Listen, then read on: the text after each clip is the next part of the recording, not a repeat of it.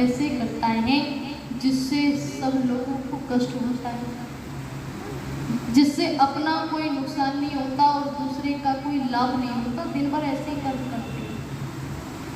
एक सिद्धांत है कि व्यक्ति चाहे कोई भी कर्म करे, उसके पीछे कोई न कोई उसकी व्यवस्था होती है, या तो वो शुभ होता है या अशुभ होता है। और एक कर्म, कुछ ऐसे कर्म भी होते हैं जिनके करने से न लाभ होता न हानि होती। कौन से कर्म होते हैं ऐसे? जैसे हम बैठ कर के, कोई हमारे पास में छोटी लकड़ी पड़ी हो और उसे हम तोड़ते जा रहे हैं, उससे ना तो हमें कोई लाभ होता और ना हमें कोई हानि होती, है ना। कुछ लोग होते हैं, कुछ लोगों ने कहना शुरू किया कि जब हम कोई कर्म करते हैं, हमें ये नहीं पता कि वो शुभ है या अशुभ है, इससे अच्छा है तो हम कर्म ही ना करें, इससे अच्छा है कि हम कर्म ही ना करें। तो समझिएगा, जो व्यक्ति कोई कर्म ही नहीं करता है वो सबसे बड़ा पापी होता है। जो व्यक्ति कोई कर्म ही नहीं करता है वो, उसके पीछे कोई अशुभ कर्म ही कर रहा है। तो जीवन में ऐसा कुछ नहीं है कि हम कर्म न कर सकें, हम कोई कर्म न करें। और दुनिया के अंदर आप कभी भी देख लीजिएगा, कभी भी विचार करके देख लीजिएगा, जीवन का ब्यौरा निकाल करके देख लीजिएगा, एक क्षण भी ऐसा नहीं होता कि हम कोई कर्म नहीं करते। हम निद्रा में होते हैं तब भी हम कर्म करते हैं। कौन सा कर्म करते हैं? जब हम स्वप्न देखते हैं तो वो स्वप्न भी हमारे कर्मों का एक निचोड़ निकल करके आता है। कभी भी विचार कीजिएगा, जैसा व्यक्ति दिन में करता है उसको वैसे ही स्वप्न दिखाई देते हैं। अब किसान को कैसे स्वप्न दिखाई देते हैं?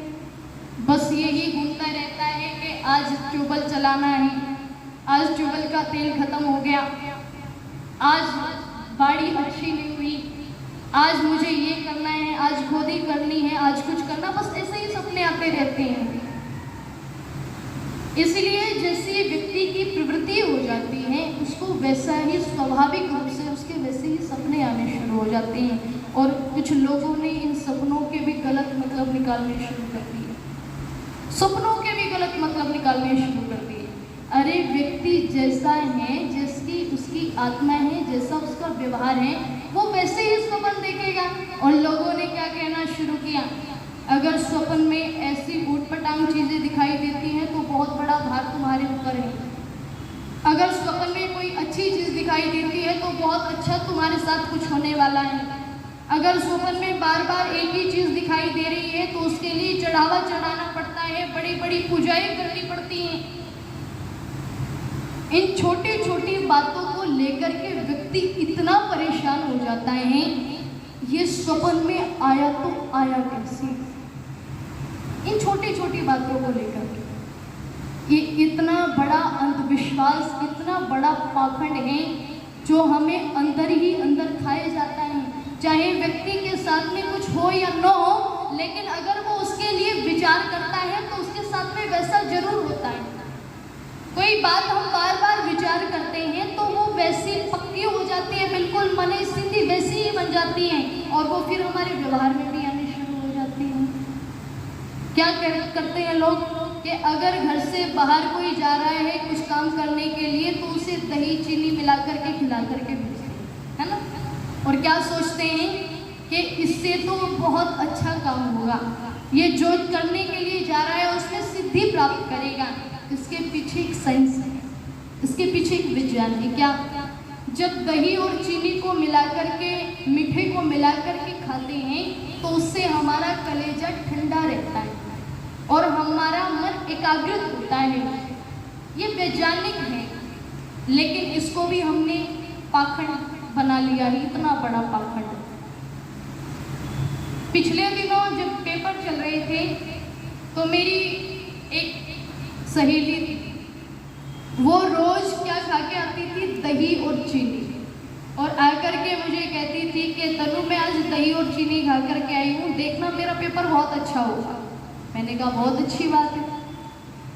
और इंग्लिश का पेपर था, जैसे ही पेपर से निकले तो रोती हुई निकली कहती है कि सबसे बेकार ही पेपर ये हुआ है, अब कर लो क्या करोगे। इसलिए जरा सा इन पाखंडों से हम बचने का प्रयास करें, जरा सा अपने मन को हम वैज्ञानिक तरीके से सोचने का प्रयास करें, जरा सा हम वेदों के चिंतन में आने का प्रयास करें। वेद ज्ञान जो वैज्ञानिकता से भरा पड़ा है, आज दुनिया के लोग ये आह्वान करते हैं, आज हमने ये खोज कर ली, आज हमने ये खोज कर ली, आज हमने ये बना लिया, आज हमने वो बना लिया, लेकिन ये सारी की सारी चीज़ें वेदों में पहले से लिखी हुई है। ये सारी की सारी चीज़ें परमात्मा ने पहले से लिख करके दे दी। हमारे ऋषि मुनियों ने इतनी बड़ी बड़ी खोजें की, हमारे ऋषि मुनियों ने दुनिया को जीने का तरीका सलीका दिया, और आज अगर छोटा सा व्यक्ति कोई खोज करता है तो बस सिद्धांत लिख दिया उसी के नाम पर। जिन ऋषियों ने सारी की सारी मर्यादा हमें निकाल करके दे दी, उनका कोई विचार भी नहीं करता है, उनके लिए कोई विचार भी नहीं करता है। ये हमारा अहोभाग्य है कि हम वेद जान के को जान करके भी नहीं जानते। हम ये जानते हैं कि वेद ज्ञान दुनिया का सबसे बड़ा ज्ञान है, सबसे पहला पुस्तक वेद है, और ये भारतवर्ष में सबसे पहले आए। इसको जान करके भी हम कोई लाभ नहीं उठा रहे हैं, तो इससे बड़ा दुर्भाग्य और कोई नहीं हो सकता।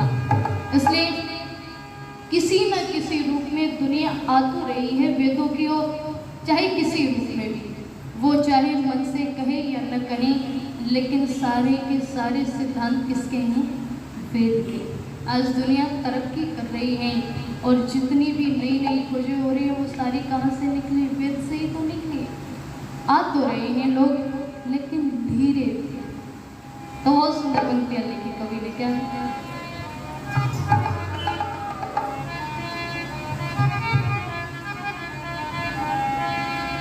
कि वेद धर्म से प्यार धीरे धीरे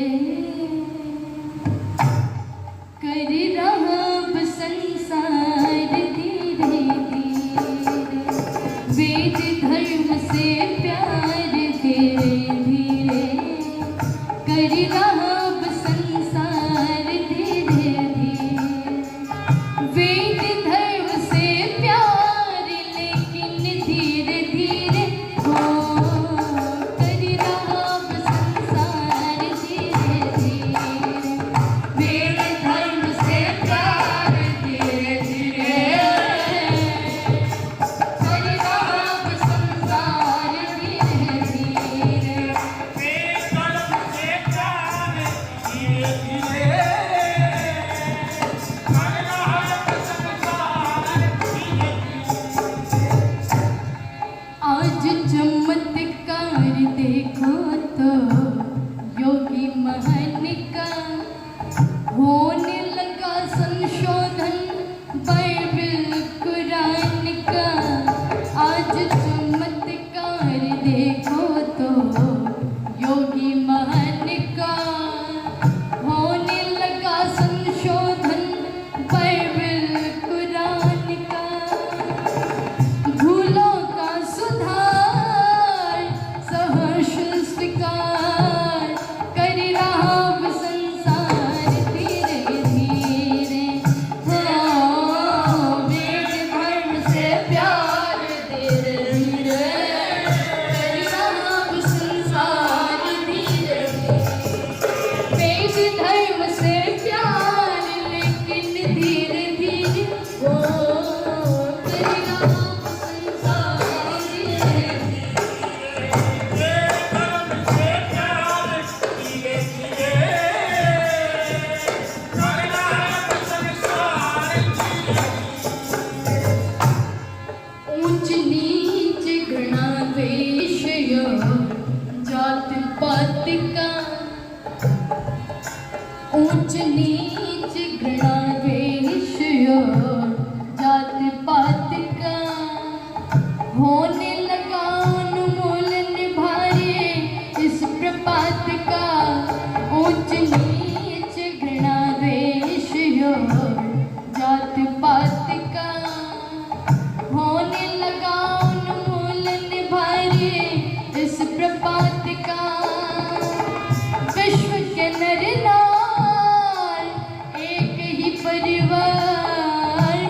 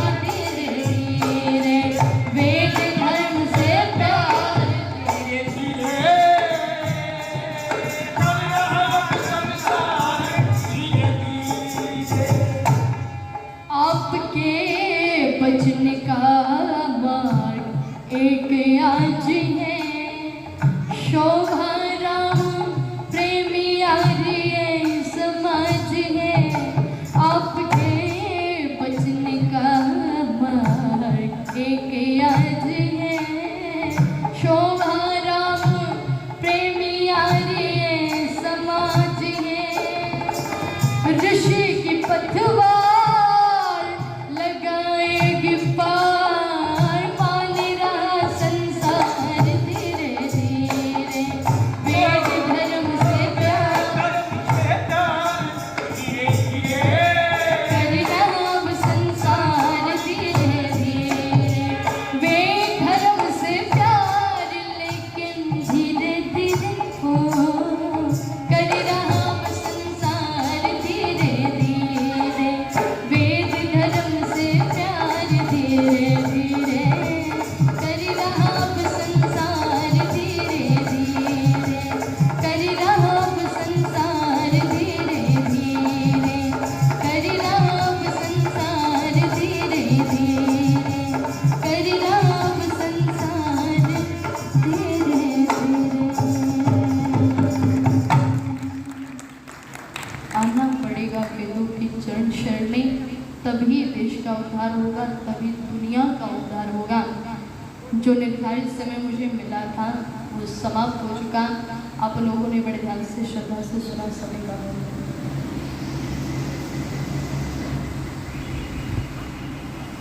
आदरणीय श्रद्धा ओजस्वी जी ये 300 रुपये की राशि देकर के मुझे सम्मानित करने का बहुत बहुत धन्यवाद। इति ओम शांति। वेद के सिद्धांतों पर जिनकी कलम चलती रही, आर्य जगत के विख्यात भजोपदेशक शोभाराम जी प्रेमी बहुत सुंदर सिद्धांतों के अनुसार उन्होंने गीत लिखे हैं। अंत में आपको उन्हीं का गीत सुनने को मिला। बहुत बहुत कुमारी तनु आर्य जी का धन्यवाद है।